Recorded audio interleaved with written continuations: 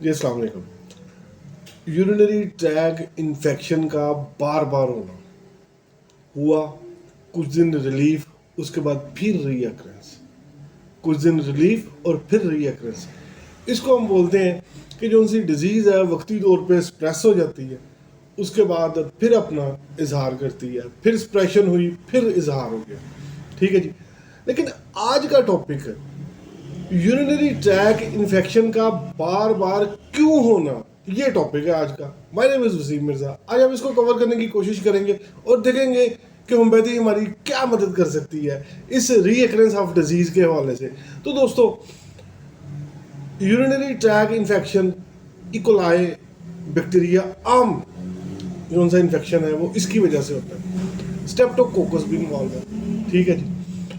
Previous video में जो कि चैनल पे मौजूद है यूरिनरी ट्रैक इन्फेक्शन, और उसमें मैंने एक मैजिकल रेमेडी का जिक्र किया था, उसमें बड़ी तफसील से ये बता चुका हूँ कि ये इन्फेक्शन होता क्यों है, कौन कौन सी प्रिकॉशनरी मेजर्स हैं, क्या बचाव के लिए तदाबीर कर सकते हैं कि इससे बचा जा सके।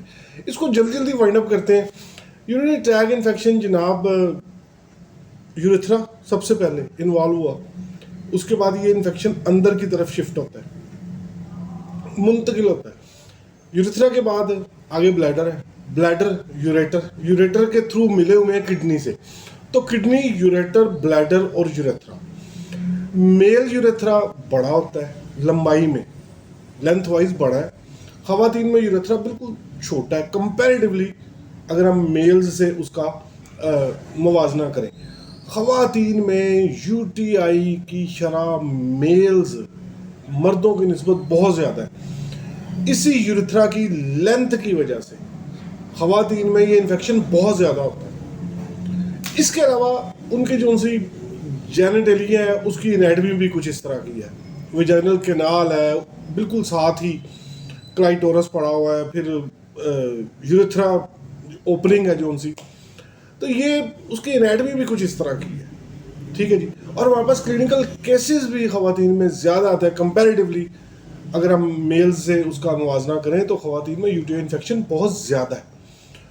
लेकिन आज हमने कवर करना है कि इन्फेक्शन बार बार क्यों होता है। मोस्टली लोग रिलाय करते हैं एंटीबायोटिक्स पे। दोस्तों, इकोलाई या स्टेप्टोकोकस बहुत ढीठ किस्म का बैक्टीरिया है।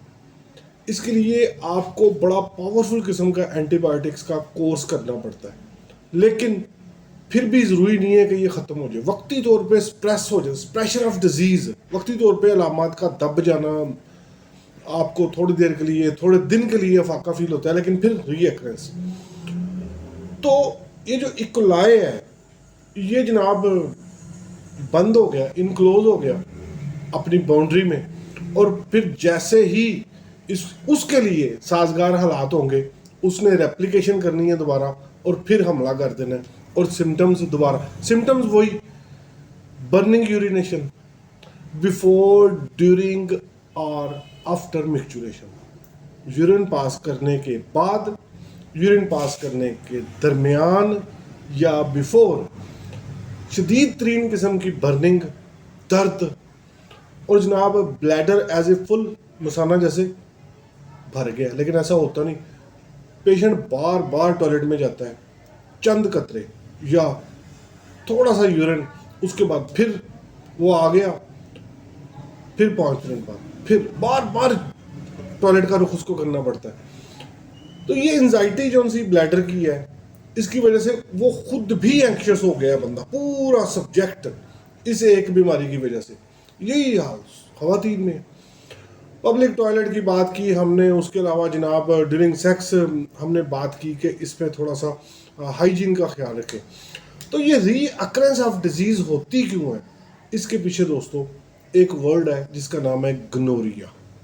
ये हकीमों ने बड़ी आती चुकी हुई है पाकिस्तान में ये नाम ले लेके, और हमारी यूथ स्पेशली उसको ये घेरते हैं, और यूथ हमारी डरी हुई है इस एक वर्ड की वजह से। वर्ड है जी सोजाक, उर्दू में बोलते हैं, इंग्लिश में गनोरिया बोलते हैं।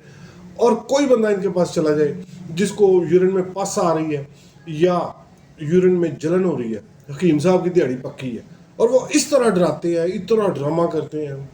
अल्लाह लफीस, लोग बहुत ज़्यादा अपना पैसा ज़ाया कर चुके हैं। तो दोस्तों अगर ये रीकरेंस ऑफ डिजीज हो रही है, यूरिनरी ट्रैक इन्फेक्शन बार बार हो रहा है, उसके पीछे क्या है जी?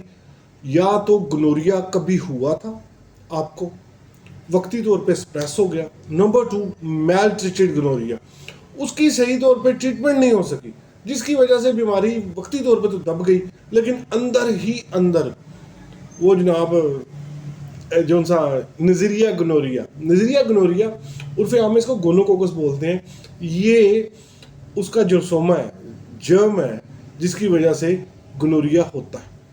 इस पे मैं आने वाली वीडियो इसी पे बनाऊंगा, गोनोरिया, जिसमें इसकी हिस्ट्री और भी बातें करेंगे हम।